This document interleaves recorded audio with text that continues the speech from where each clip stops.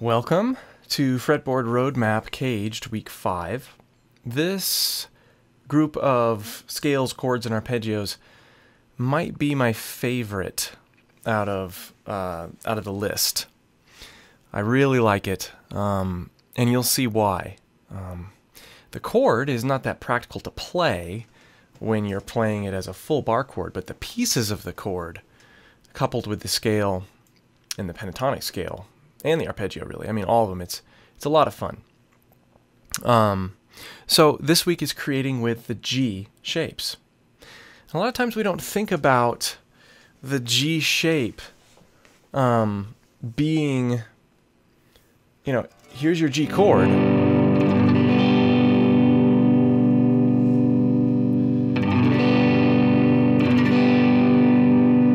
And when we take this chord and we move it up, so we're playing it pointer finger free, or first finger free, bring it up to a D root, so here's a G root, here's a D root. When we play it here, then we need to have a bar right there.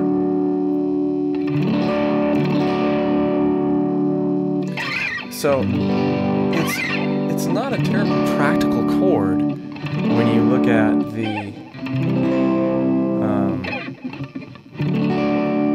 full chord. But when you play parts of the chord, or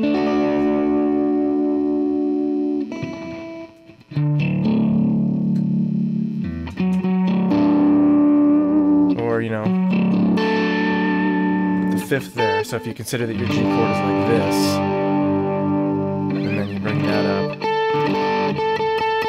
and you play the top part,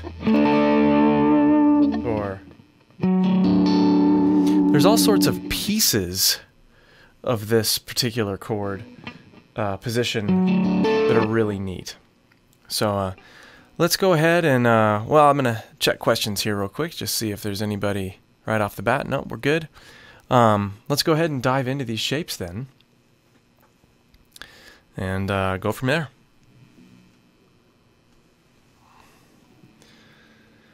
So, looking at the tab, here is the scale. We're in the key of C. 8, 5, 7, 8, 5, 7, 9, 5, 7, 5, 6, 8, 5, 7, 8. We'll do the up a few more times.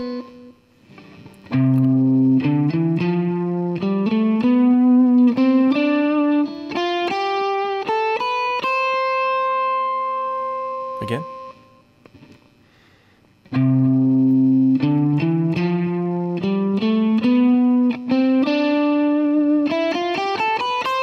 So there's 3 per string with all except the G string, which is just 5, 7. And you got that stretch to the 9th fret there.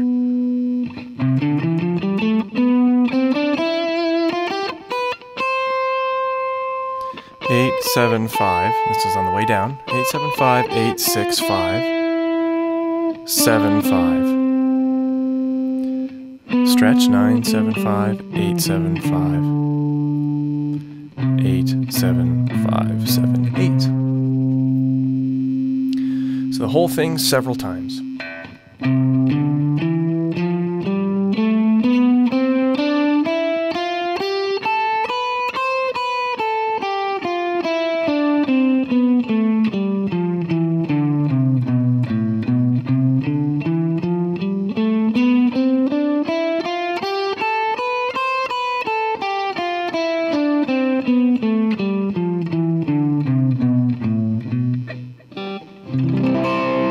There's the chord, measure 10. So it's your G with your pointer finger free, moved up to a C root. Now it's a G shape. It's barred. Don't worry if you can't play this full chord. Not that big of a deal. You want to be familiar with what's available and play around with it. Here's the scale again.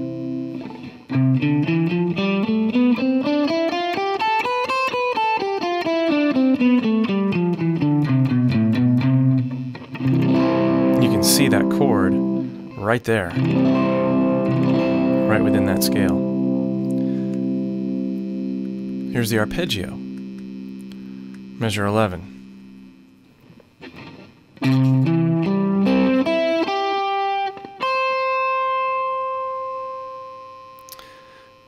It flows out of a natural progression for the chord, obviously, but it flows really nicely because of the way it's fingered. 4, 3, 1, 1, 1, 4, 4. So when I pick this, if you look at my picking hand, I consecutively pick it down all the way to the B string and then up when I use my fourth finger.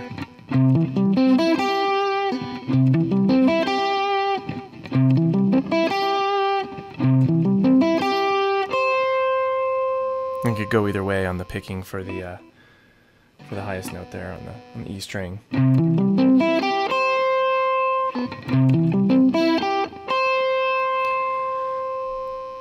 And then back down. This is middle of measure 12.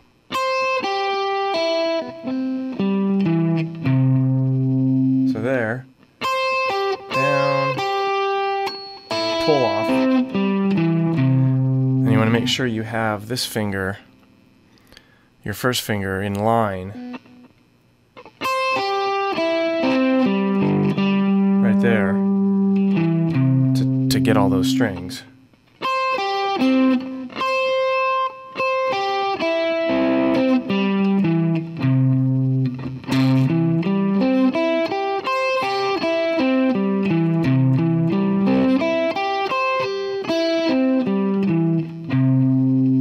Chord.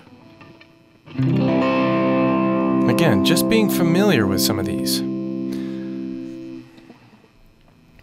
Now here is why I like this position so much, the pentatonic, because it's the good old faithful pentatonic position that we all love a ton. Measure 15.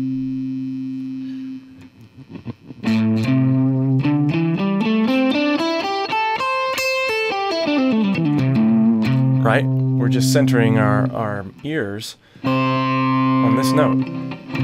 Here's the chord. Here's the pentatonic pattern. 5, 8, 5, 7, 5, 7, 5, 7.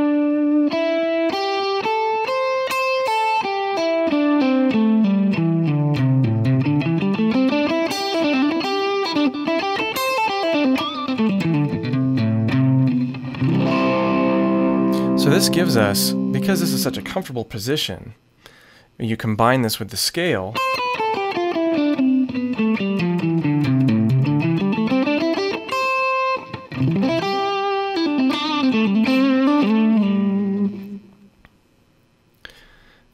it's just a super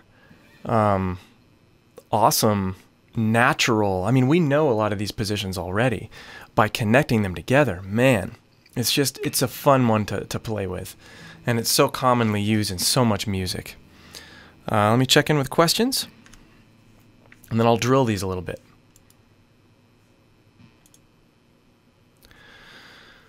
Some teachers put the 5 and 7 on the D string and then the 4, 5, 7 on the G string. Is there an advantage to one over the other? Absolutely not. So you would do something like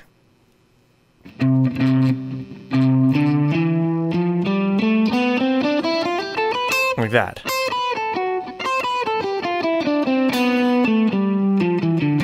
No, it's the same thing. Totally fine to do either one. And you know, now that I think about it, I do both. You know, positions are just guidelines. Say you have a chord progression that is a D chord, then an A chord, and then an E chord. How do you know what key you can play and where to start your pattern order? I know we got CAGED system and how we line it up. Well, so a D, how do I know what key? Well, a D, an A, and an E.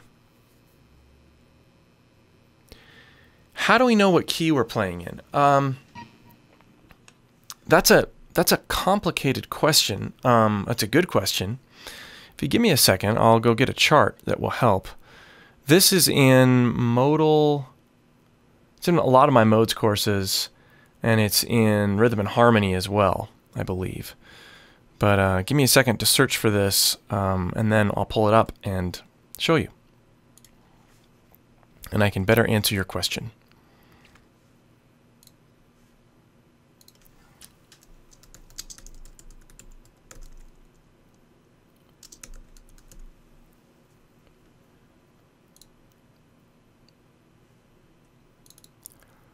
Okay, so if we do, not quite that big, let's make it a little, there we go. Okay, so this is an answer to the how do we know what key we're playing in. He has D, A, and E chords. This table will give you that information. D, A, and E. I assume they're E major. So we want to search for where those are all major. Well, let's go to the key of D. D, E minor. No, so that's probably not it. E. E, where's D? That's a D sharp diminished. No, that's probably not it. Let's go to A. A, D, E. You're probably in the key of A. That's probably where you're at.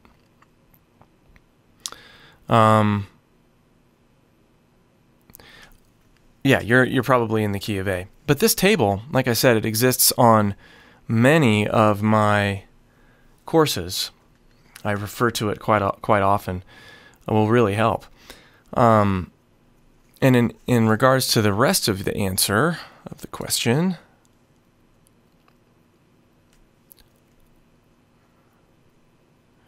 how do you know what key you can play and where to start your pattern? So if we're playing in the key of A, with regards to CAGED, we just need to know where, let's take the G positions, where our A root is. And it's here. So I can play in the key of A using these chords.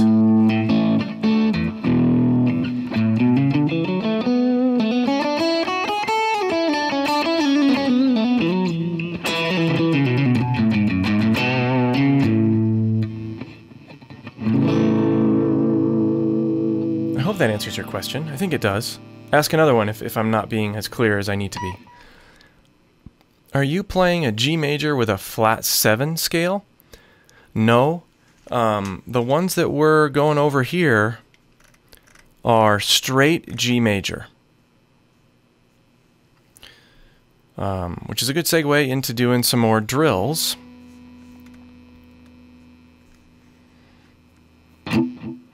Keep asking the questions. Great, guys. We're in the key of C, but we're playing the G shape. C root. You know, maybe what I should do real quick is outline the whole CAGED system when it comes to chords. So if we've got our C, we're playing everything in the key of C right now. We've got C. We've got a C chord that's shaped like an A. We've got a C chord that's shaped like a G, which is what we're on this week.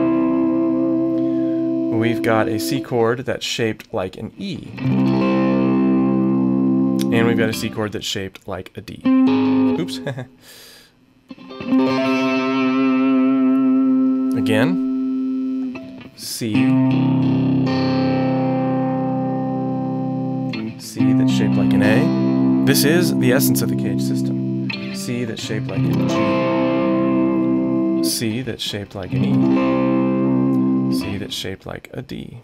And we have chords, scales, and arpeggios that go along with each one of those positions.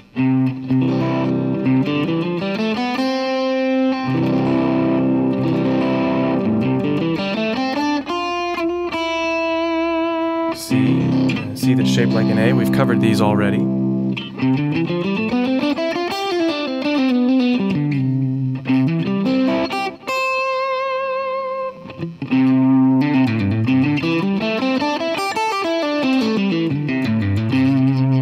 previous weeks.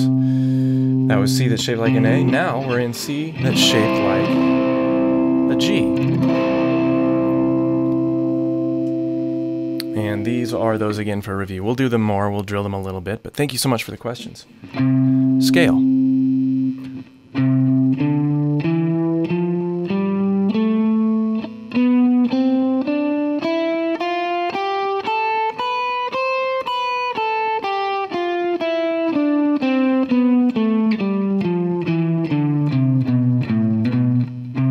Chord.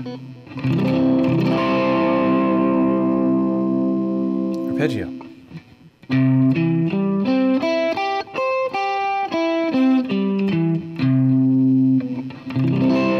Pentatonic scale.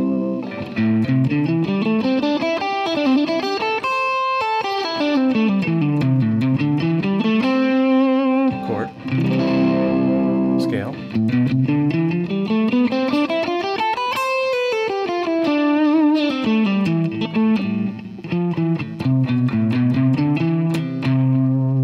Arpeggio.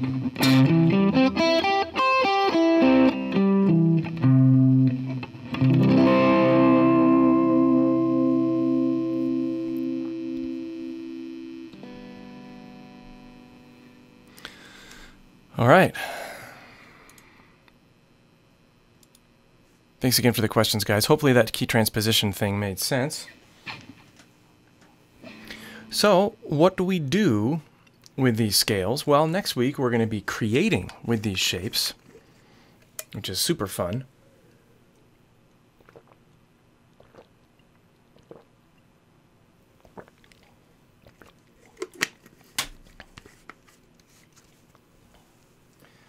But now, we just want to get familiar with moving in between each of these shapes, right? We want to be able to utilize each one as a tool. Go in and out of each one sort of seamlessly, knowing that we have notes available to us. And the advantages of this is that we really get to hone in on phrasing. There are certain things that we're going to be able to phrase around when we're utilizing the arpeggio.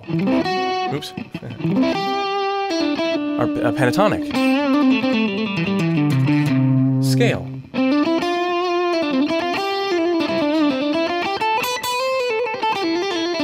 Pentatonic. Arpeggio. Right? All those different ways of working within the position help us to be just that phrase better, be more artistic, have more fun. So let me drill these a couple more times to follow along with the tab, and then I'll call up a drone in the key of C, and I'll spend some time sort of improvising, but using the C tonal center provided in the drone to just kind of have fun and let the positions sink in and be creative with them. Another question though here. Hi everyone. First of all, thank you, Chris, for this amazing course. It is assembling pieces of information I had. Great. I like the wow every 5 minutes the day I discovered it. I was like, wow. Okay, there we go. The day I discovered it. My question is about the capo.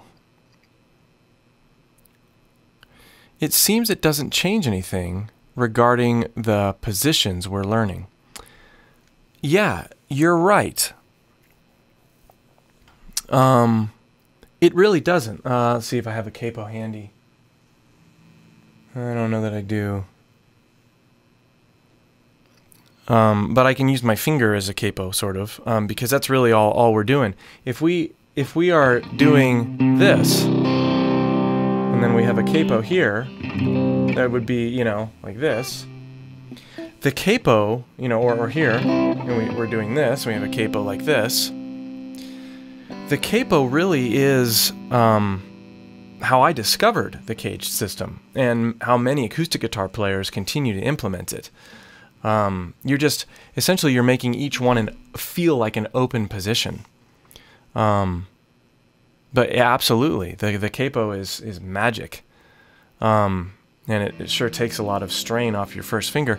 Electric guitar players who want to move up and down the neck, and acoustic guitar players too, probably won't want to use a capo because you end up truncating your neck. You have to take it off. But if you're wanting to play, down here, but you also want to play, right here,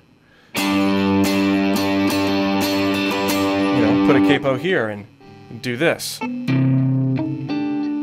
would be D, G, A instead of shapes,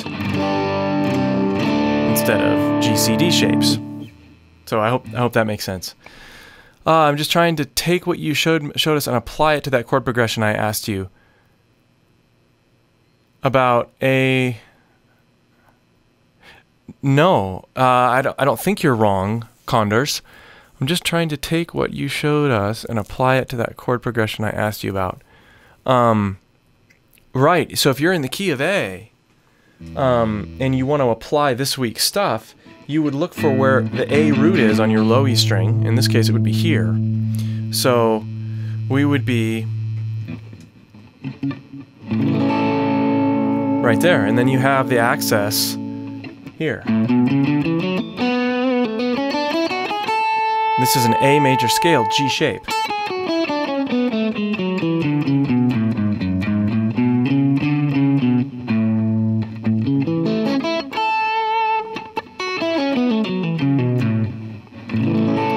In some of the other shapes we've gone over, let's see, the C shape A, that would be up here. So it would be, and again, these are review. Go to week 1 for these if you want more detail on them.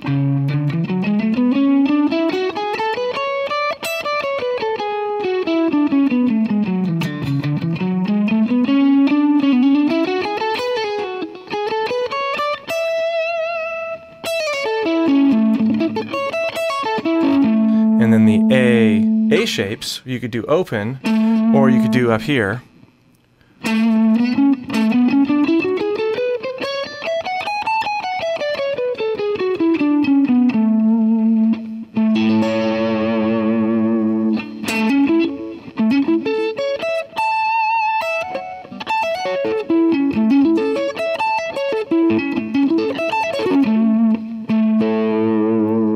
But I think you're right on the money there. If you're playing an A, that's how you would approach. These are the positions available to you.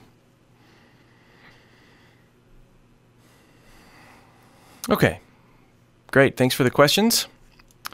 Let's drill these a bit more in the key of C, and then I'll pull the drone up and start playing over them. And hopefully by the end, you guys will be good and familiar with how they look, how they feel. And again, they don't have to be perfect. They don't have to be. You don't have to be able to go through them real fast. You just want to be able to be musical, know what's available, as I've demonstrated in the past couple lessons. So here they are again.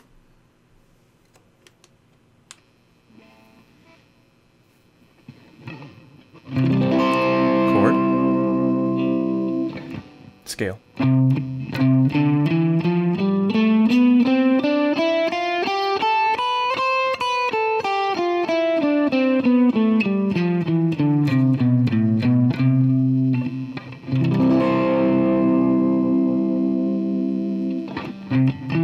Scale again.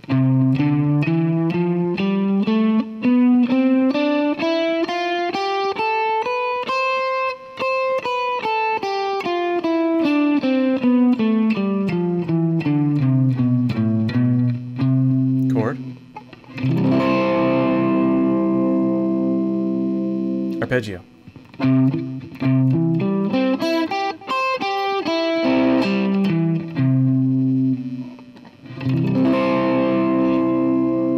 Pentatonic scale. Measure 15.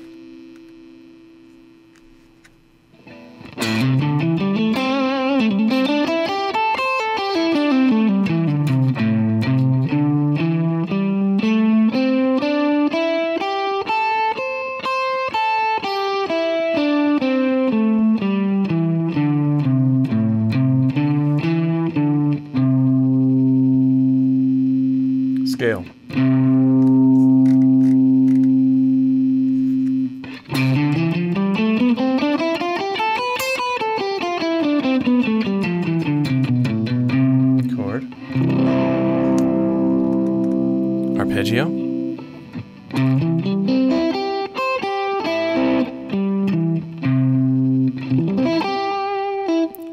pentatonic, measure 15.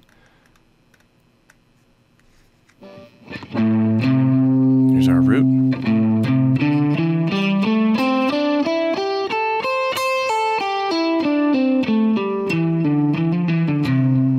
I added a note from the scale in there.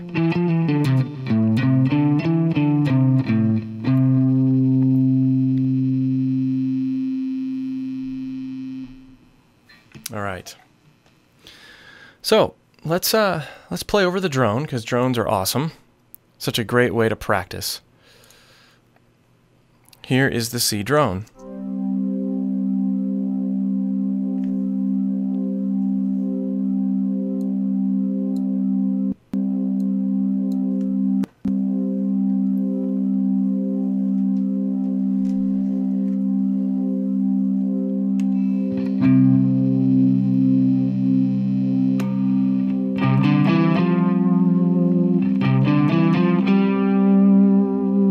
Scale.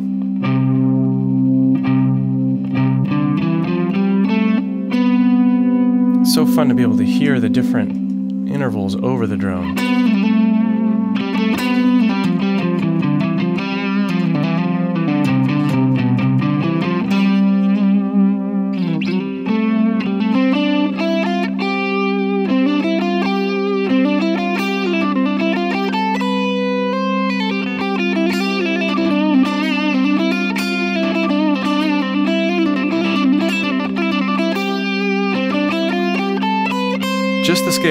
Just the scale right now.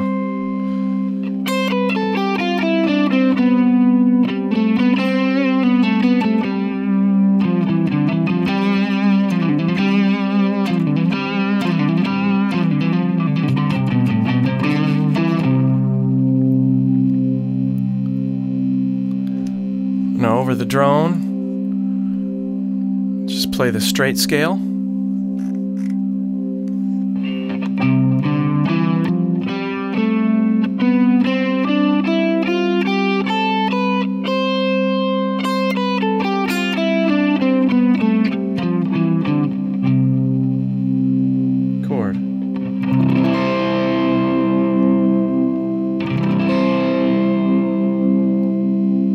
Arpeggio.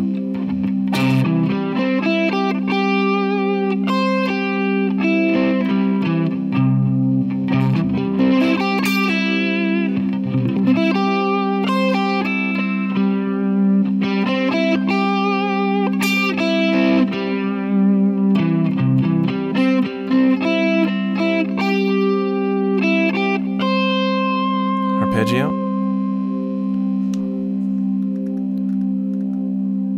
Pentatonic.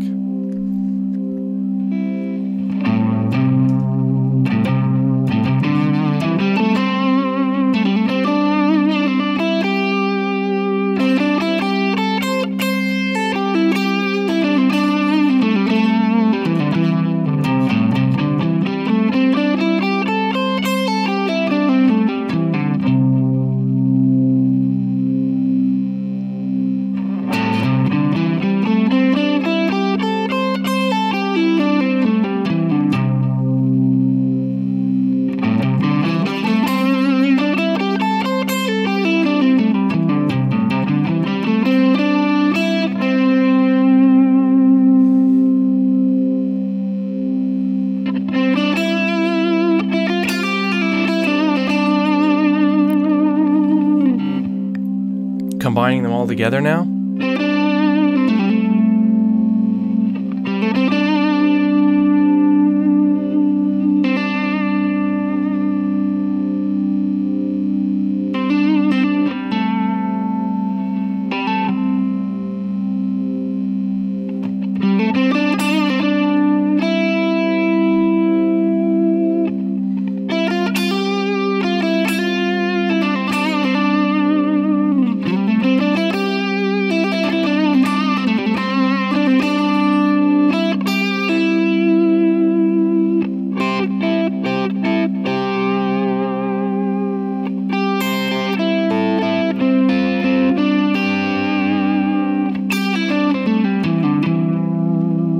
Arpeggio.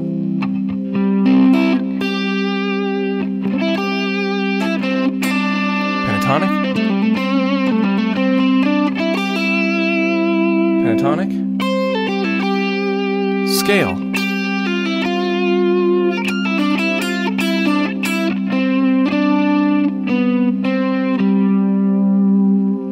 pentatonic, scale,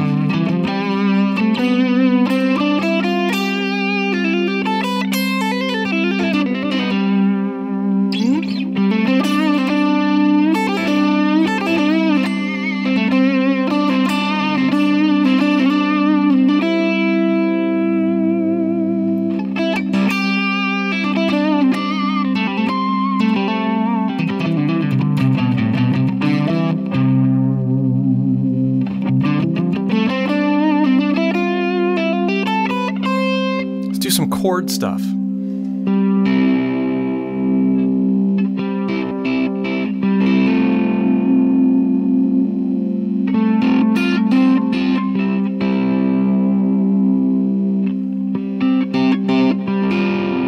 They're all just pulling notes from this chord, the top half of the chord, and then pulling notes from the scale in and around it.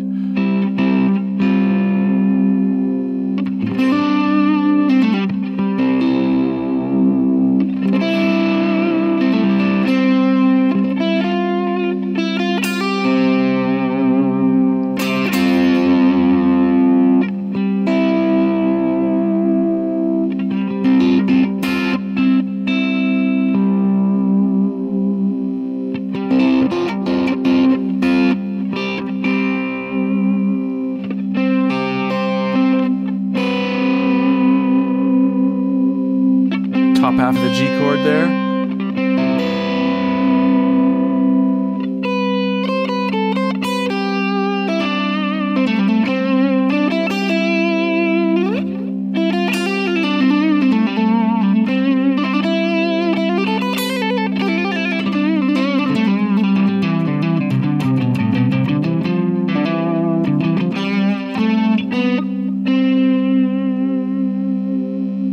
More with chords.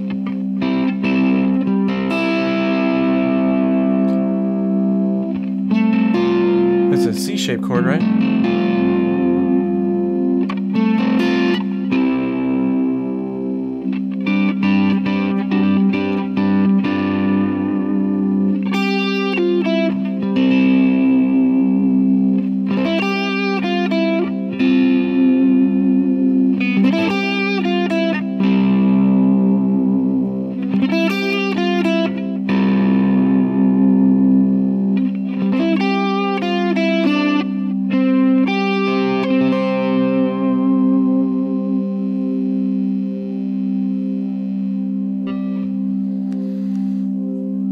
All right.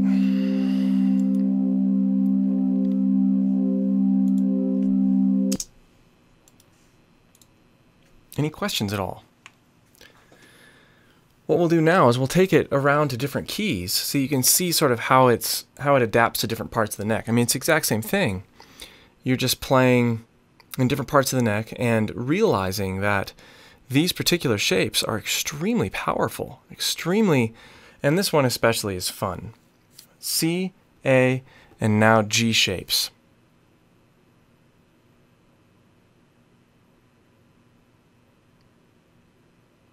Is there a D chord shape? Yeah. So, good question.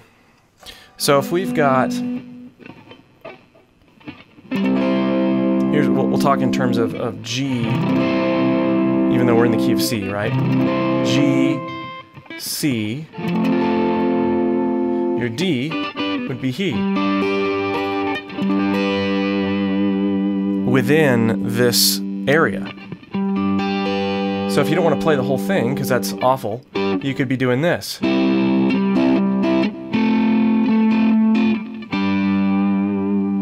Like that. There's your 1, 4, 5. 1, so.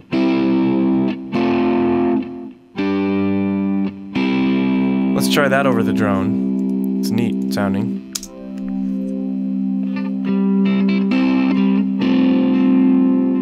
We'll call these shapes, right? So G, C, D,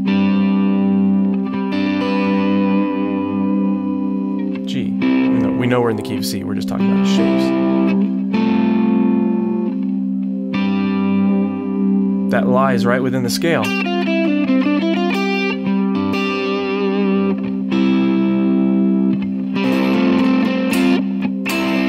If you wanted to do it on the high strings, we could do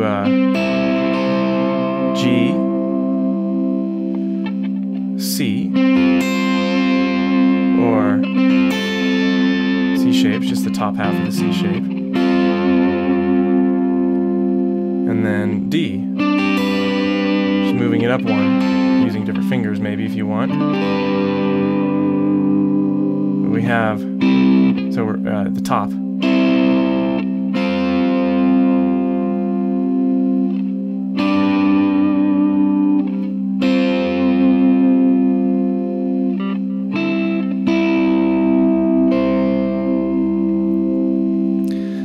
And if you wanted to do that lower, you could have, or you could do,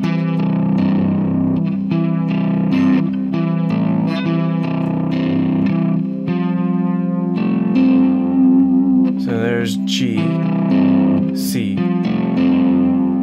and then that one would be kind of the same. Back to G. Which is really neat about this position is this little trunk here also exists in the A shape, right?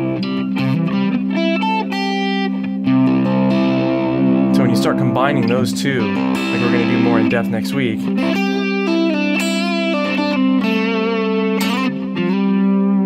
know, there I just combined a little bit on the A shape with the G shape. So powerful, so fun too.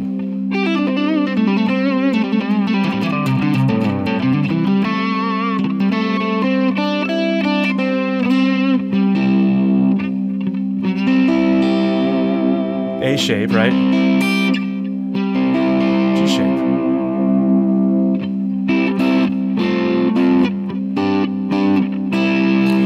And I strongly recommend playing with these drones. It's really, really helpful.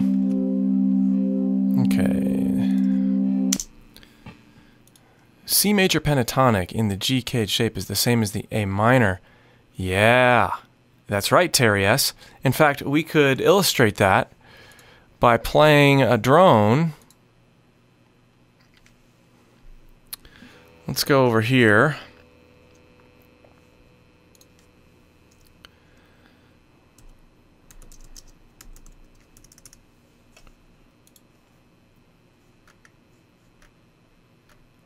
Oh, just a second. I gotta find him again.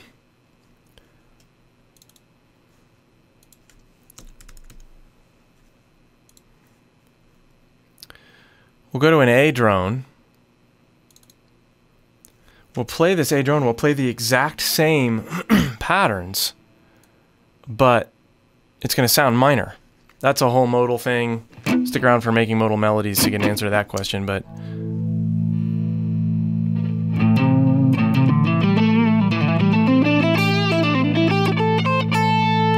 drone up a little. The short answer is that they're relative minors of each other, C and A. Scale.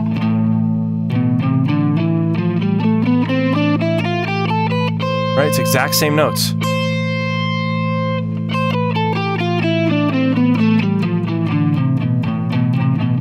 Just emphasizing the A over an atonal center. Arpeggio. Done right, that sounds really great, as long as you go back to the A.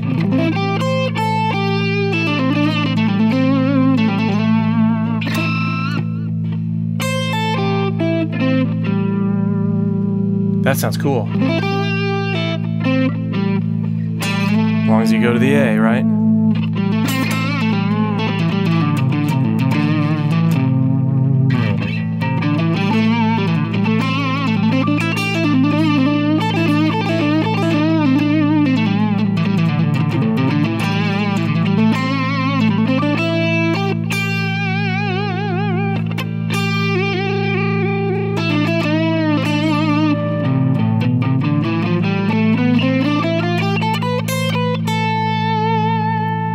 versus C, same exact playing, except for I'm emphasizing that C note instead.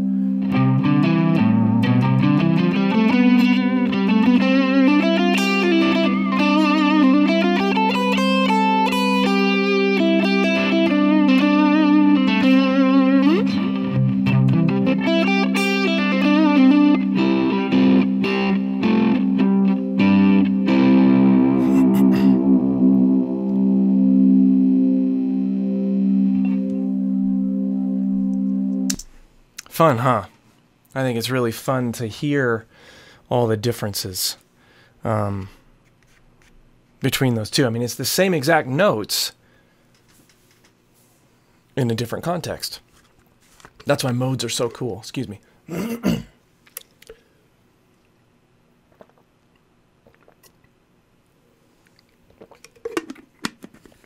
let's try a different key. Let's try...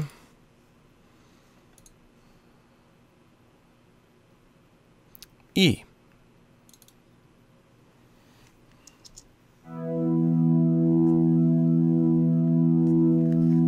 So we want to find an E root.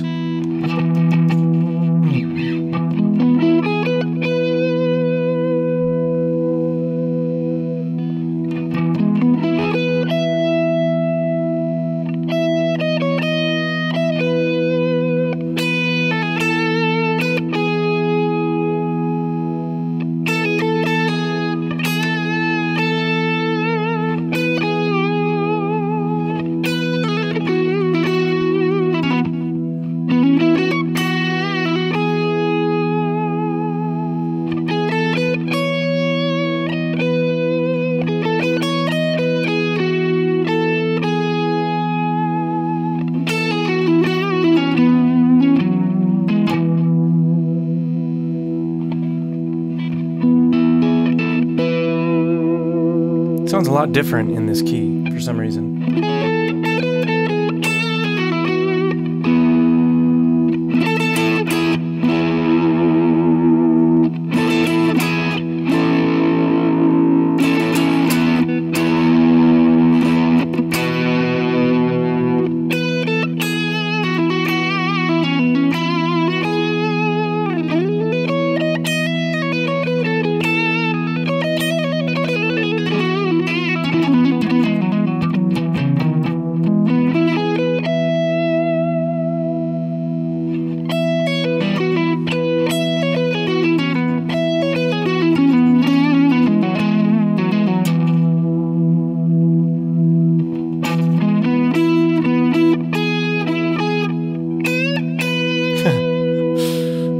American Family Insurance.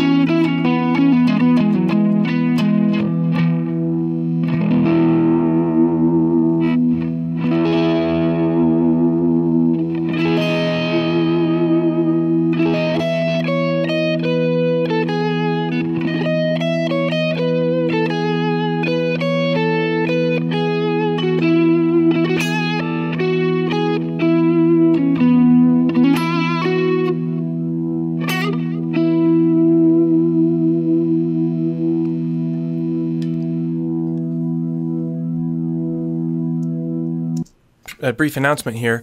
Even though Yeah, Chris Smith was awesome. He's handling the questions. He posted the key transposition table in the supplemental content. So you guys, I mentioned it even though it wasn't part of the lesson originally, but thank you for the question. And now everybody gets to benefit from that. That's why it's so awesome to have these live interactive courses. Well, guys, always a good time. Next week, we're going to be creating with the A and the G shapes. This one's going to be really fun. Because both of them they're so, with that trunk that I was showing you earlier, they're so tightly intertwined. So make sure that you don't miss that. All right. See you next week for creating with the A and the G shapes.